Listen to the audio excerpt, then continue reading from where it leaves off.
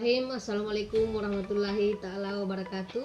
Perkenalkan, nama saya Subaida dari Prodi Pendidikan Bahasa dan Sastra Indonesia, NIM 1851041035 Universitas Negeri Makassar.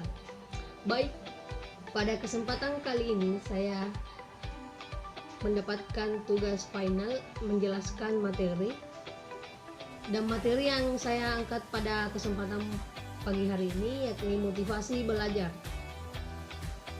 Di mana pengertian motivasi belajar? Motivasi belajar secara keseluruhan daya penggerak dalam diri siswa yang diberikan oleh gurunya sehingga siswa lebih bergairah dalam belajar,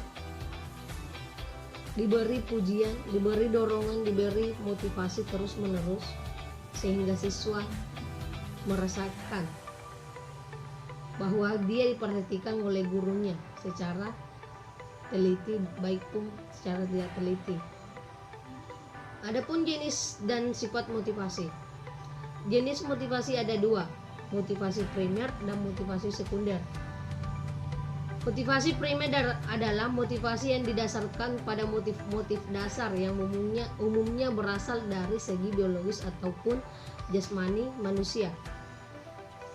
Motivasi sekunder adalah motivasi yang dipelajari menurut beberapa ahli. Manusia adalah makhluk sosial yang tidak bisa hidup tanpa bantuan orang lain. Sifat motivasi intrinsik dan motivasi ekstrinsik. Jenis motivasi ini timbul dari dalam diri manusia tanpa ada paksaan dorongan orang lain.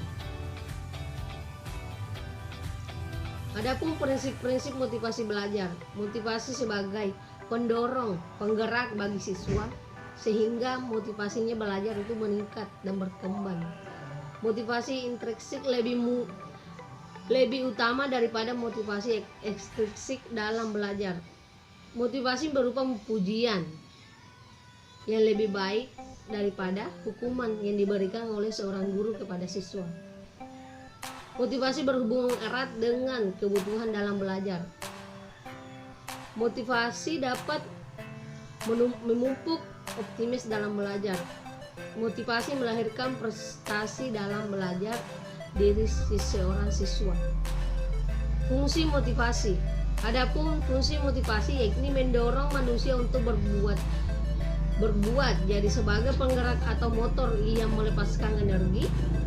Motivasi dalam hal ini merupakan motor penggerak dalam setiap kegiatan yang akan dikerjakan, menentukan arah pembuatan, menyelesaikan pembuatan. Bentuk dan cara menumbuhkan motivasi belajar di sekolah. Bentuk-bentuk motivasi seperti memberi angka kepada siswa ketika memberikan penilaian, memberikan hadiah ketika dia mencapai suatu proses belajar yang sudah maksimal, diberi hadiah oleh gurunya sehingga siswa ini merasa wow karena diberi hadiah kepada gurunya. Saingan atau kompetensi, mengetahui hasil, diberi pujian terus menerus sehingga bangkitlah jiwa-jiwa semangat siswa tersebut. Memberi ulangan. Cara meningkatkan motivasi belajar menggunakan metode dan kegiatan belajar mengajar yang beragam. Itu tadi sekilas penjelasan dari saya mengenai motivasi belajar. Adapun lebih dan kurangnya dimohon dimaafkan. Saya akhiri. Assalamualaikum warahmatullahi wabarakatuh.